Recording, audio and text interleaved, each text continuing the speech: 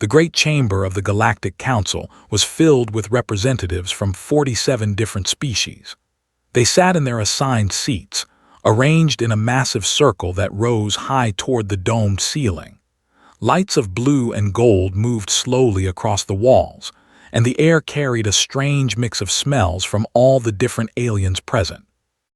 At the center of the chamber stood a tall platform. On it sat the 5 most powerful members of the council. These were the species that had ruled the galaxy for thousands of years. They controlled trade, military power, and law across countless star systems.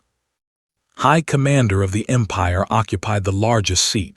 He was a massive creature, standing over 8 feet tall when upright. His skin was dark purple, thick like armor. 4 eyes sat on his wide face, each one capable of seeing in different spectrums of light. His people were warriors. They had conquered over 200 worlds and had never lost a war. Today was happy. Today, the Council would vote on the human problem. Humans had arrived on the galactic stage only 50 years ago. They were small, soft creatures with fragile bodies. They had no natural weapons, no claws, no fangs, no venom. Their ships were simple. Their technology was at least 300 years behind the major powers. But somehow these weak creatures had spread quickly. They had claimed 12 colony worlds in 5 decades. They traded with anyone who would talk to them. They smiled too much. They asked too many questions. And last month, they had refused to surrender the colonies. The system sat in a region that the Wanted had sent a simple message to the human government: leave or die. The humans had replied with something strange. They had said no. Nobody said no to the... The council chamber fell silent as rose from his seat. His heavy feet made the platform shake slightly as he walked to the speaking position. "Fellow members of the Galactic Council," he said, his voice deep and rough. "We have gathered today to address the human situation. These creatures have been tolerated long enough. They spread like insects. They take resources that belong to older, stronger species, and now they have shown disrespect to the Empire." Murmurs of agreement came from several sections of the chamber. They had many allies, and few species wanted to oppose them openly. "I propose immediate military action," continued. "We will send a fleet to their home system. We will destroy their colonies. We will teach them that there are consequences for defiance." A small light appeared on the floor below the platform. Someone had requested permission to speak. Looked down and saw the human ambassador standing there, waiting patiently. Her name was, she was small even for a human. Her black hair was pulled back from her face and she wore simple gray clothes. She looked calm, which annoyed greatly. "You wish to speak, human?" he asked, making sure everyone could hear the mockery in his voice. "I do," replied. Her voice was soft but clear. "With respect, High Commander, I would like to remind the Council that humanity has committed no crime. We settled worlds that were uninhabited. We have traded fairly with all species. We have broken no laws." "You have refused a direct order from the Empire," said. "That is crime enough." "With respect," said again, "the Empire does not own the system. It was empty when we arrived. We built our colonies with our own hands. Our people were born there. It is our home." Laughter erupted from several parts of the chamber. The idea that humans could refuse anything was amusing to most of the alien representatives. Did they not understand how weak they were? Smiled, showing rows of sharp teeth. "Let me explain something to you, Ambassador. Your species is young. You have existed among the stars for barely a moment. You have no real military. Your weapons are primitive. Your ships are slow. If we decide to take your colonies, you cannot stop us. If we decide to take your home world, you cannot stop us. You exist because we have allowed it." Did not look afraid. This bothered more than he wanted to admit. "Is that your final position, High Commander?" she asked. "It is. The fleet will depart within the hour. By my calculation, the battle for your home system will last approximately 6 hours. That is how long it takes to destroy a species that does not know its place. The chamber erupted in sounds of approval. Representatives from dozens of species celebrated. The humans had annoyed many of them with their constant expansion, their strange customs, their irritating friendliness.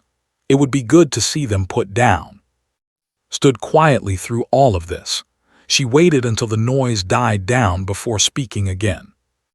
"I see," she said simply. "Then I am authorized to inform the Council of Earth's response." Waved one of his massive hands dismissively. "Speak then. Let us hear your begging." "Earth does not beg," said. Her voice had changed slightly. It was still soft, but there was something harder underneath now. "The government of Earth has instructed me to deliver the following message. We do not wish for war. We have never wished for war, but if war comes to us, we will defend ourselves." More laughter filled the chamber. "Defend yourselves," bellowed. "With what? Your tiny ships, your weak bodies, you are nothing." Looked up at him. For the first time she smiled. It was small, barely visible, but it made uncomfortable in a way he could not explain. "High Commander," she said quietly, "you have studied our public military. You have seen the ships we show to the galaxy. But may I ask, have you ever wondered why a species as weak as us has survived in such a dangerous universe? Have you wondered why no predator on our world ever managed to wipe us out, despite our soft skin and dull teeth?" The chamber grew quieter. Some of the representatives leaned forward in their seats. "We are adaptable," continued. "We learn, we grow, we plan, and most importantly, we do not show everything we have, not until we need to." She took a small device from her pocket and pressed a button. "I have just transmitted a final offer of peace to your fleet commanders. They have 5 minutes to accept it. If they refuse, then whatever happens next is not our responsibility. We gave you every chance." Laughed again, but this time it sounded forced. "You are bluffing. You have nothing." "Perhaps," said.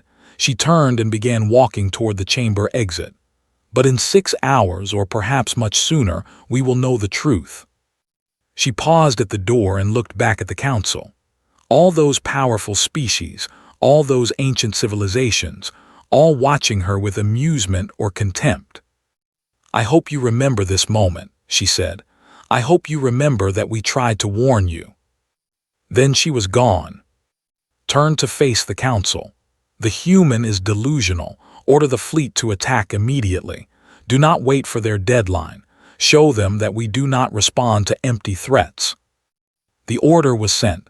2,000 warships began their jump toward Earth. Aboard those ships, soldiers prepared for an easy victory.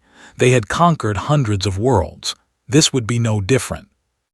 None of them knew that they were about to learn a very important lesson about humanity. The weak do not survive in the darkness of space. And humans had survived for 50 years. Deep beneath the surface of Earth's moon, in a facility that did not officially exist, Admiral stood before a wall of screens. Each screen showed different information: fleet positions, weapon status, crew readiness. Numbers and symbols moved constantly, painting a picture that only a few people in the entire galaxy could understand. Was 63 years old. He had served in Earth's military for over 40 years, starting as a simple soldier and rising through the ranks through a combination of intelligence, patience, and an unusual ability to stay calm when everything was falling apart. His hair was gray now, cut short against his head. His face was lined with age, but his eyes were sharp and clear. He had been waiting for this day for a very long time.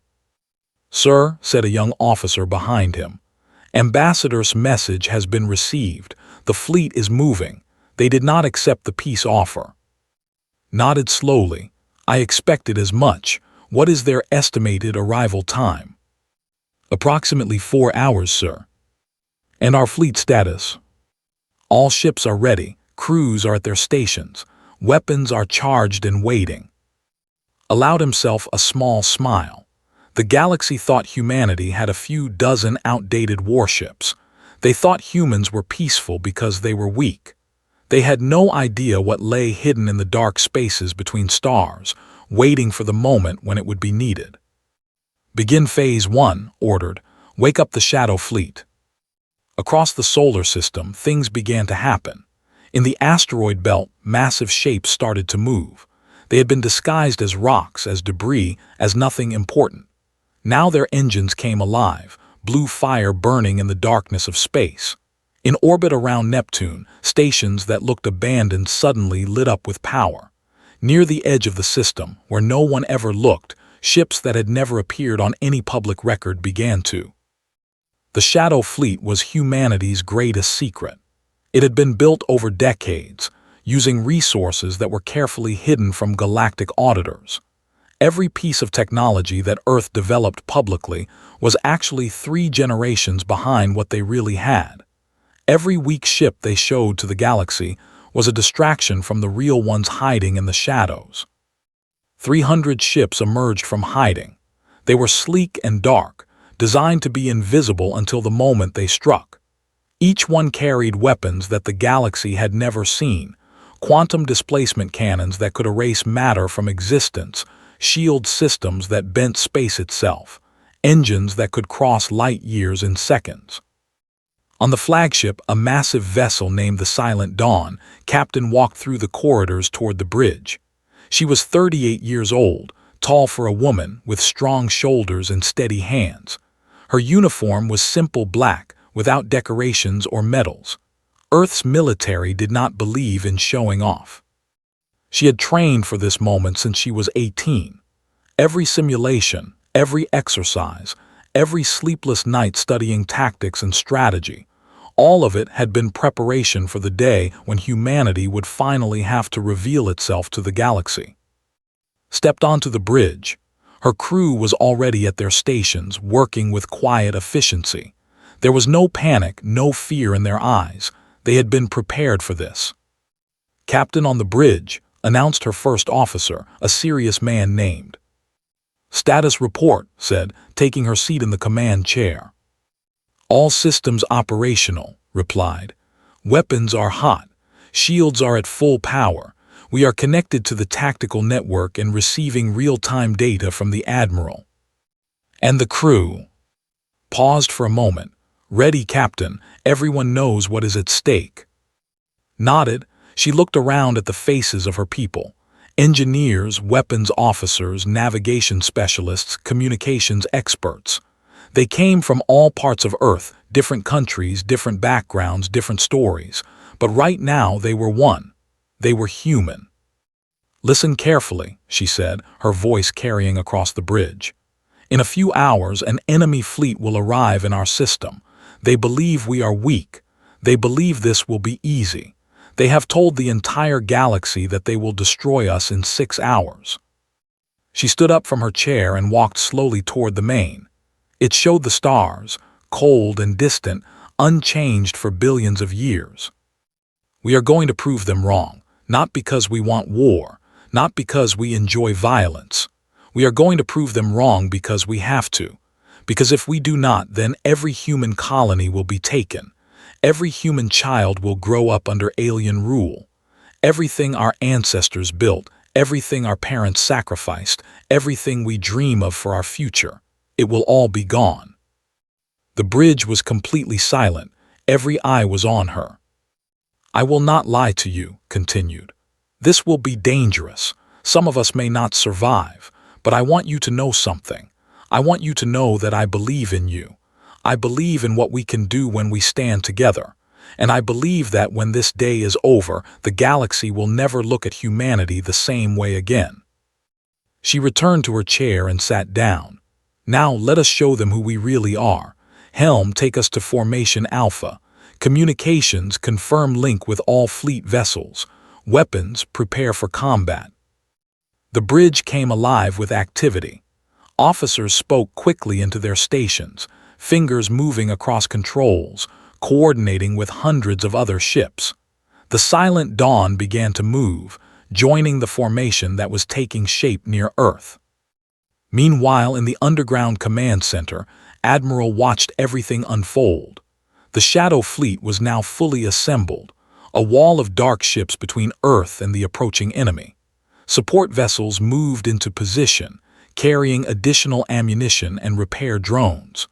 Defense platforms around Earth activated their weapons, adding another layer of protection. But knew that the real advantage was not in numbers or firepower. The real advantage was knowledge. For 50 years, humanity had studied the galaxy. They had watched the fight their wars. They had analyzed their tactics, their weapons, their weaknesses. Human scientists had spent decades developing counters to every known alien technology. Human strategists had created plans for every possible scenario. They were coming with 2,000 ships. They thought they were attacking a helpless prey. They had no idea they were walking into a trap. "Admiral," said a communications officer, "we are receiving a transmission from the fleet commander. He is demanding our surrender." "Put it on screen," ordered. The main display changed to show a face. It was a commander named, one of most trusted generals. His 4 eyes gleamed with confidence. "Humans," said, his voice dripping with contempt, "this is your final chance. Surrender now and some of you may be allowed to live as slaves. Resist and we will burn your world to ash. You have 1 minute to respond." Leaned forward slightly. "Commander, I am Admiral of the Earth Defense Force. I want to make sure I understand correctly. You are offering us slavery or death. Is that accurate?" Smiled, showing his teeth. "You understand perfectly, human. What is your answer?" Was quiet for a moment. Then he smiled too. "My answer is this. You have approximately 12 minutes until you reach weapons range of our fleet. I suggest you use that time to pray to whatever gods your people believe in. You are going to need their help." Laughed. "Brave words from a dead species. I will enjoy watching your world burn." The transmission ended. Turned to his staff. "Begin final preparations. When they enter our range, do not wait for my order. Fire everything." A countdown began on the main screen. 12 minutes until contact. 12 minutes until the galaxy would learn the truth about humanity. In the silence of space, 300 human ships waited. Their crews were calm. Their weapons were ready. They had been preparing for this moment for half a century. The fleet approached, confident in their superiority. They had no idea that they were about to face something they had never encountered before. They were about to face humanity without its mask. And nothing in the galaxy could have prepared them for what came next. The fleet emerged from faster-than-light travel at the edge of the solar system. 2,000 warships, each one bristling with weapons, arranged themselves in a massive formation that stretched across thousands of kilometers. Their hulls were painted with symbols of conquest, marks from the dozens of civilizations they had destroyed over the centuries. Commander stood on the bridge of his flagship, the Conqueror's Pride. He looked at the sensor displays showing the human defenders. His 4 eyes blinked slowly as he processed what he was seeing. "Reports," he ordered. "Sir," said his sensor officer, "we are detecting approximately 300 human vessels. They are much smaller than our ships. Formation is tight, defensive." Laughed. 300 against 2,000. They truly are insane. He turned to his weapons officer. "Prepare all forward batteries. We will destroy them in the first volley." "Sir, there is something strange about the human ships." "What do you mean?" "Their energy signatures. They are different from what our intelligence reported, much stronger, and their hull composition does not match any material in our database." Waved one of his massive hands dismissively. "It does not matter. No technology can overcome numbers like these. Begin the attack." The fleet moved forward. Their weapons began to charge, building up the massive amounts of energy needed to fire. Targeting systems locked onto the human ships. Everything was proceeding exactly as planned. Then the humans fired. From every ship in the human fleet, beams of pure white light erupted. They were not like any weapons they had seen before. These were not lasers, not plasma, not missiles. They were something entirely new. The beams hit the forward ships, and those ships simply vanished. There was no explosion, no debris, no screaming crew. The ships were there and then they were not. It was as if someone had erased them from reality itself. In the first 3 seconds of battle, over 200 warships ceased to exist. On the Conqueror's Pride, alarms began screaming. Officers shouted in confusion and fear. Nothing in their training had prepared them for this. Nothing in the history of galactic warfare had ever looked like this. "What is happening?" roared. "What are those weapons?" "Unknown, sir," the sensor officer cried out. "Our computers cannot analyze them. They operate on principles we do not understand." "Return fire. All ships return fire." The fleet launched everything they had. Thousands of missiles streaked toward the human formation. Plasma cannons unleashed torrents of superheated destruction. Kinetic weapons fired rounds the size of small buildings at incredible speeds. None of it mattered. The human ships flickered. It was subtle, barely visible, a slight shimmer around their hulls. The missiles passed through them harmlessly. The plasma dissipated against invisible barriers. The kinetic rounds seemed to curve away at the last moment, as if space itself was protecting the human vessels. "Impossible," whispered. "That is impossible." On the silent dawn, Captain watched the battle unfold with cold satisfaction. The quantum displacement cannons were working exactly as designed. They did not destroy ships in the traditional sense. They moved them. They relocated every atom in the target to random positions across the universe, a death so complete that nothing remained.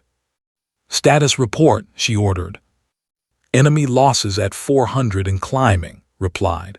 "Our shields are holding at 98%. No damage to any of our vessels." "Continue firing. All ships concentrate on their largest vessels first. Remove their command structure." The human fleet moved with perfect coordination.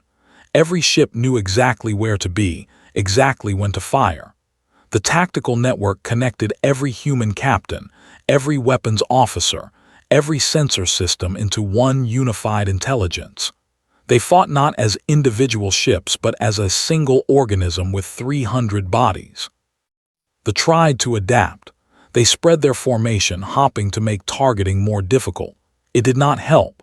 The human weapons tracked them effortlessly, erasing ships faster than they could react.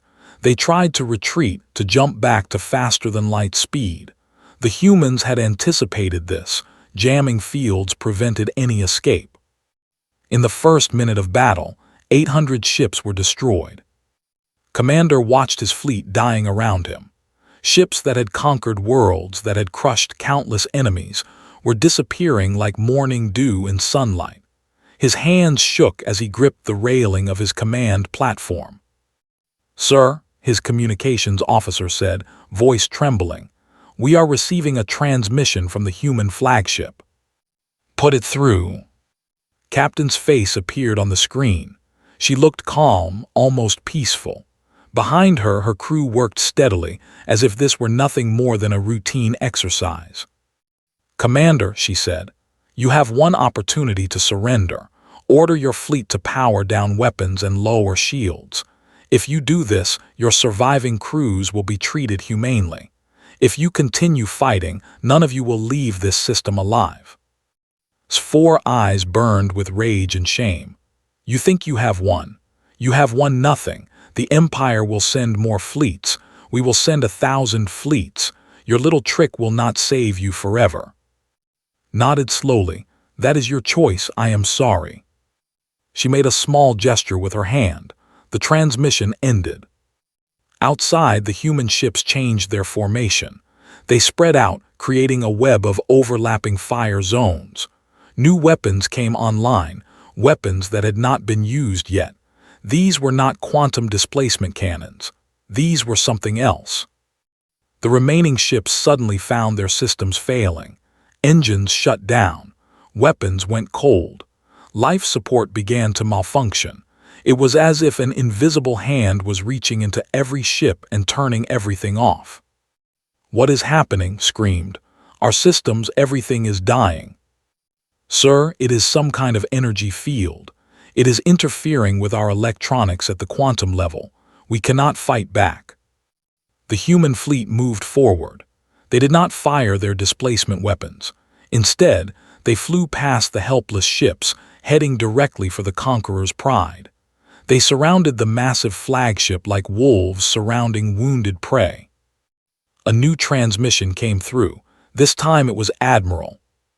"Commander," the old man said quietly, "your fleet is disabled. Approximately 800 of your ships have been destroyed. The remaining 1,200 are helpless. This battle is over." Collapsed into his command chair. His pride, his confidence, his certainty, all of it had been stripped away in less than 2 minutes. 2 minutes. The council had predicted 6 hours. "How?" he whispered. "How is this possible?" "Because you underestimated us," replied. "Everyone underestimates us. They see our soft bodies and think we are weak. They see our short history and think we are primitive. They do not understand that the universe is cruel, and soft creatures do not survive cruelty without becoming something more." "What happens now?" "Now you have a choice. Surrender your fleet and your surviving crews will be returned to the Empire unharmed. Continue to resist, and we will finish what we started." Looked around his bridge. His officers were terrified, defeated, waiting for him to decide their fate. He thought about his orders from High Commander: destroy humanity, show them no mercy. But was not here, had not seen what these humans could do. "I," struggled with the words, "I surrender, the fleet surrenders." Admiral nodded. "A wise choice. Humanity will remember your mercy toward your crews." The battle was over. It had lasted exactly 4 minutes and 37 seconds. In those 4 minutes, the galaxy had changed forever. The story of what happened in the Sol system would spread across every world, every station, every ship. The most feared warriors in known space had been defeated by creatures they had dismissed as weak. And somewhere in the great chamber of the Galactic Council, High Commander was receiving word of the disaster. His fleet was gone. His pride was shattered. And the humans were still standing. High Commander received the news in silence. He stood in his private chambers, staring at the holographic display that showed the impossible, his fleet, his invincible fleet, surrendering to humans. The transmission from Commander played again and again in his mind. 800 ships destroyed in minutes, the rest disabled and captured. For the first time in his long life, felt something he had never experienced before: fear. But he was not ready to accept defeat, not yet. "There must be an explanation," he muttered to himself. "Some trick, some weapon they cannot use again." He turned to his aide, a young who stood trembling near the door. "Contact our allies, tell them what happened, and tell them that we are sending ground forces to the human colonies. If we cannot defeat them in space, we will defeat them on land." Before the space battle had even begun, had dispatched separate invasion forces to 3 human colony worlds: 7, New Sol and Horizon's Edge. These were not naval vessels but troop transports, carrying hundreds of thousands of ground soldiers. They had traveled through different routes, avoiding detection, planning to strike while humanity's attention was on the main fleet. Surely, thought, the humans cannot be prepared for everything. Surely their ground defenses are as weak as their space forces once appeared. He was wrong. On 7, the largest human colony outside the Sol system, Commander stood on a hillside overlooking the main settlement. She was 45 years old, with short gray hair and eyes that had seen too many battles. She had spent her entire career in the ground defense force, preparing for the day when aliens would try to take human worlds by force. That day had arrived. "Commander," said her lieutenant, a young man named, "transports are entering the atmosphere, estimated landing in 12 minutes. We are detecting approximately 80,000 enemy soldiers." Nodded calmly, "And our forces?" 20,000, Commander, plus civilian defense volunteers. The civilians will stay in the shelters. This is not their fight. Look down at the settlement below, thousands of homes, schools, hospitals, farms. People had built lives here, families had grown here. She would not let it be taken. What are your orders, Commander? Smiled slightly. Let them land. Let them think they have the advantage.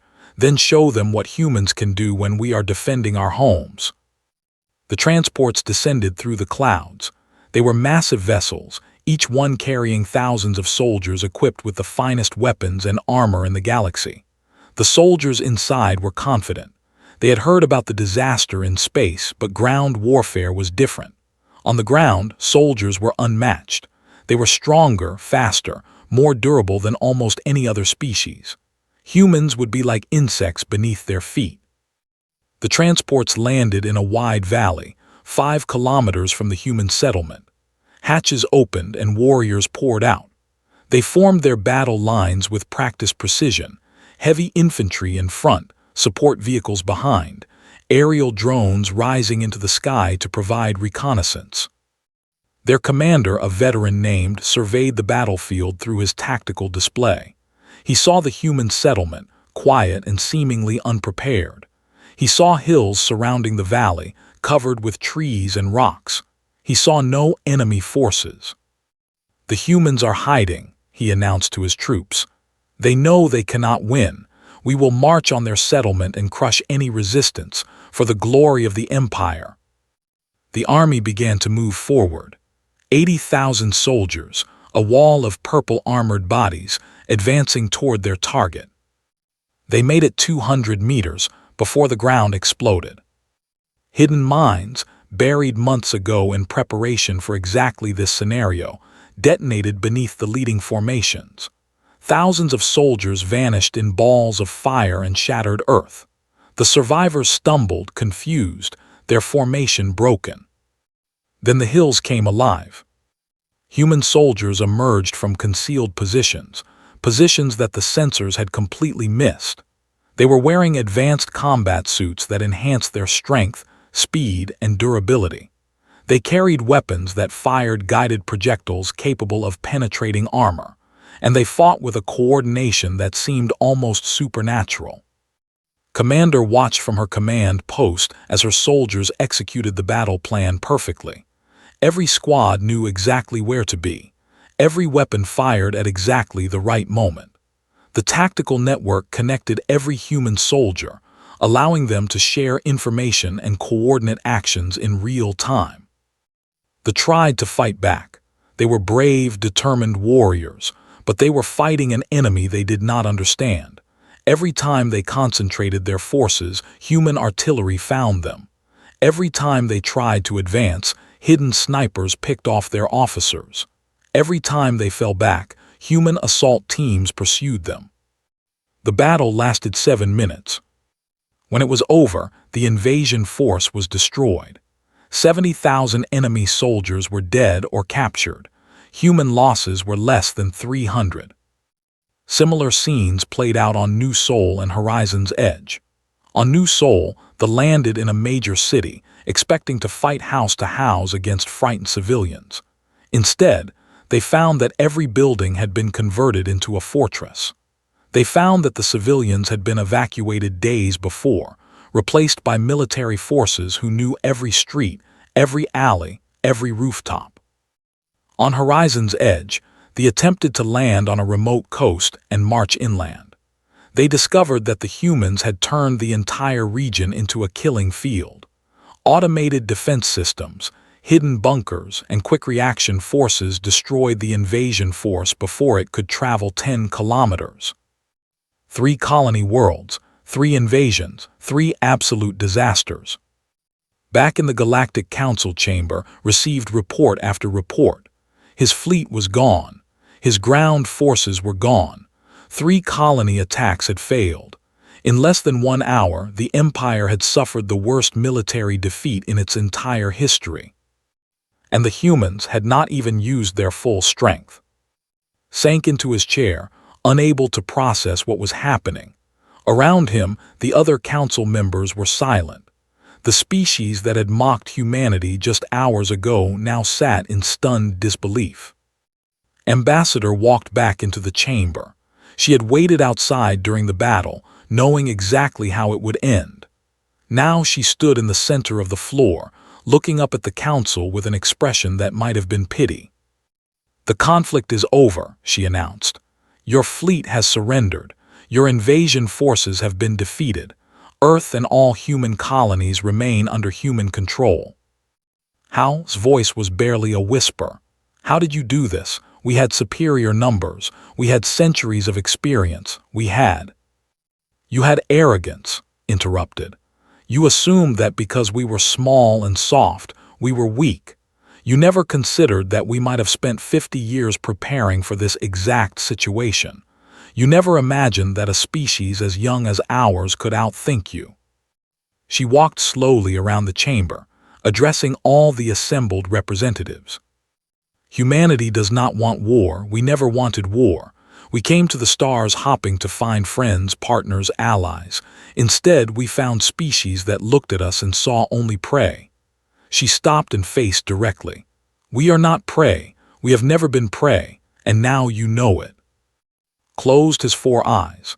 His pride demanded that he continue fighting. His honor demanded that he never surrender to a species he had dismissed as inferior. But his people were dying. His empire was crumbling, and the humans, those soft, fragile, impossible humans, were still standing. "What do you want?" he asked finally. "We want peace," said. "Real peace. We want trade agreements, mutual respect, and recognition of our right to exist among the stars. We want a seat on this council with equal voting rights." "And if we refuse?" Tilted her head slightly. "Then we will take what we want by force. We have shown you what we can do when threatened. Imagine what we could do if we decided to become the threat." The chamber was silent. Every representative understood the implications. Humanity had defeated the galaxy's greatest military power in less than an hour. If they chose to expand, to conquer, to dominate, who could stop them?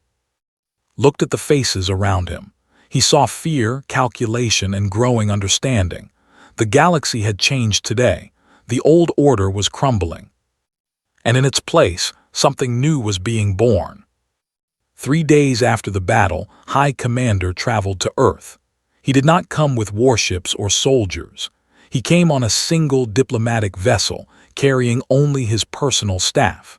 For the first time in the history of the Empire, a High Commander was going to surrender personally. The journey through the Sol system was humbling. Looked through the viewports at the human defenses, platforms and satellites and ships that had been invisible to sensors just days ago. They were everywhere, a silent army waiting in the darkness. He realized that what his fleet had faced was only a fraction of what humanity truly possessed. The diplomatic vessel landed at a facility in a place the humans called Geneva. It was a beautiful location, mountains rising in the distance, clear blue sky above, green fields stretching toward the horizon. A group of humans waited on the landing pad, dressed in simple formal clothing. Stepped off his ship and walked toward them. His feet felt heavy. Each step was an admission of defeat. Admiral stood at the front of the human delegation. The old man looked smaller in person than he had on the communication screens. His gray hair was thin, his body slight, and yet knew that this fragile-looking creature had commanded the force that destroyed his fleet. "High Commander," said, bowing slightly, "welcome to Earth. We are honored by your presence." Struggled with the words. In all his years of conquest, he had never had to speak to a defeated enemy as an equal. Now he was the defeated one. "Admiral," he replied, "I have come to discuss terms." "Of course, please follow me." They walked together into the facility, through halls decorated with images from human history. Saw pictures of ancient battles, of great leaders, of moments of triumph and tragedy. He saw that humanity's past was filled with conflict, wars fought not against aliens, but against each other. "Your species has a violent history," observed. "We do," agreed. We have spent most of our existence fighting ourselves. It is not something we are proud of, but it has made us what we are. And what is that? Paused in front of a particular image. It showed a ruined city, buildings shattered, smoke rising into the sky. Survivors, he said. We are survivors. No matter what the universe throws at us, we find a way to continue. They entered a large meeting room. Ambassador was already there, along with other human officials. On one side of a long table sat the human delegation. On the other side, chairs had been arranged for the. Took his seat. His staff stood behind him, silent and defeated. Let us begin, said. We have prepared a proposed treaty, but before we discuss the details, I want to explain something. We want you to understand why we did what we did. Leaned back in his chair. You defended yourselves, I understand that. No, you do not fully. Folded her hands on the table. When humanity first reached the stars, we were hopeful. We thought we would find other intelligent life, other civilizations, and that we would learn from them. We thought the galaxy would be a place of wonder and discovery. She paused, her expression becoming sad. Instead, we found that the galaxy is ruled by fear. Strong species conquer weak species. Old civilizations crush young ones. Everyone competes for resources, for territory, for power. We were told that this was simply how things worked. That survival belonged to the strong and the ruthless. That is the natural order, said. It has always been so. We rejected that order. His voice was firm. We decided that we would not become conquerors. We would not become oppressors, but we also would not become victims. So we prepared. We developed technology in secret. We built defenses that no one knew about. We trained our people to fight in ways the galaxy had never seen. And we waited. You hid your strength. We did, because we knew that if the galaxy saw what we could really do, they would fear us. They would attack us before we became too powerful, so we appeared weak. We appeared harmless. We let everyone believe that we were prey. Understood now. It was strategy, a strategy more patient and more sophisticated than anything that had ever employed. Humanity had played weak for 50 years, waiting for the moment when they would need to reveal themselves. And now, he asked, what happens now that everyone knows the truth? Now we hope for something better. Slid a document across the table. This treaty calls for peace between Earth and the Empire. It calls for the return of all prisoners taken in the recent conflict. It calls for trade agreements that benefit both species. And it calls for a formal alliance, one where we work together instead of against each other. Looked at the document without touching it. You defeated us. You could demand anything, territory, resources, submission. Why are you offering alliance? Admiral spoke up. Because destroying your empire would not serve our goals. We do not want to rule the galaxy. We do not want to be the new conquerors. We want to live in peace, explore the universe, and build something lasting. But we attacked you. We tried to destroy you. How can you trust us? We cannot, admitted. Not yet. Trust must be built over time, but we can begin. We can choose to move forward together instead of remaining enemies. Was silent for a long moment. Everything he had been taught, everything he had believed about power and dominance and the natural order, all of it was being challenged. The humans had every reason to be cruel. They had every opportunity to humiliate him. Instead, they were offering partnership. If I sign this, he said slowly, many in my empire will see it as weakness. They will say that I surrendered to inferior beings. Perhaps, agreed, but others will see it differently. They will see a leader who had the wisdom to recognize when fighting was pointless. They will see someone who chose the future of his people over his own pride. Looked at the humans around the table, small creatures, soft skin, short lives, and yet they had defeated the greatest military force in the known galaxy. They had shattered everything he thought he knew about strength.